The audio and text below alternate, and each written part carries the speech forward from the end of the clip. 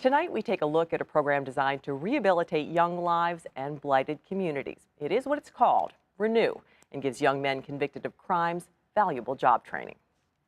Behind bars, they're detainees at the Cook County Jail. But here at Camp Falcon in Oak Forest, they're a 10-man demolition crew. Nonviolent offenders deconstructing a pair of century-old cabins. These young men are learning the basics of demolition and construction.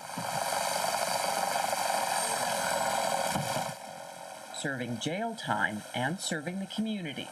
This is the Renew program. Renew stands for Restoring Neighborhoods Workforce. This is part of what we informally used to call the boot camp.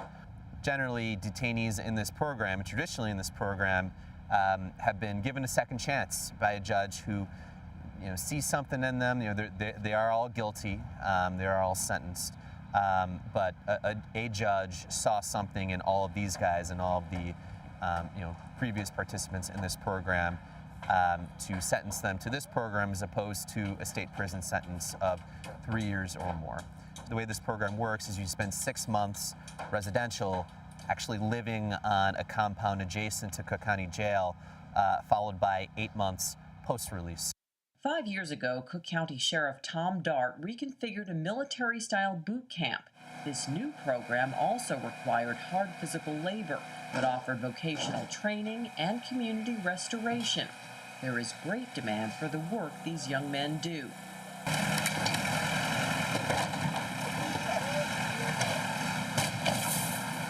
Cook County has more than 50,000 abandoned buildings, many in the neighborhoods that can least afford to tear them down. Demolishing a structure can cost more than $10,000. Detainees have lent their help to neighborhoods in South Suburban Ford Heights, Dalton, and to this housing complex in Dixmoor. These are communities that just don't have the capability of doing this, even though they want to. We just took down a major compound in Dixmoor, 23-unit condo that had been sitting there for 25 years. That had been a factor in every election in Dixmoor for the past few decades. They just never had the money. We were able to come in, and now it's gone. 23-year-old Marseille Holman of Englewood has 1 week left on his 6-month sentence. Instead of serving 5 years in prison on a gun charge, he got the opportunity to go to Renew. It taught me how to be really a part of something, other than being on the streets. It taught me being together with other people, working. I took a carpentry course, stuff I would have never knew how to do if I didn't come here. And with this course right here, this is the deconstruction part of it. We learn how to systematically take down a building and save things. 21-year-old Juan Miranda from Elgin is also days away from release, serving time on charges he'd rather not discuss. Instead, he looks to the future. I do feel like it's helped me out a lot, so I'm not just gonna leave with not knowing anything. I will leave with more knowledge and work skills and everything like that, and to get into some field like this, because I never would have thought I would enjoy something like this, but I do feel like this is a good program for many other people.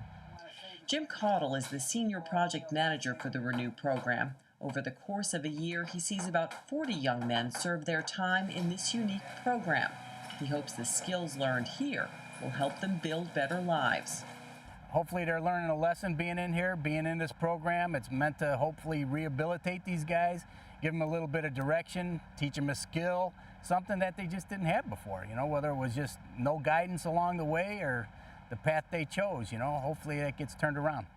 On May 12th, the detainees will join in a citywide conversation on improving communities through philanthropy, sponsored by Chicago Community Trust.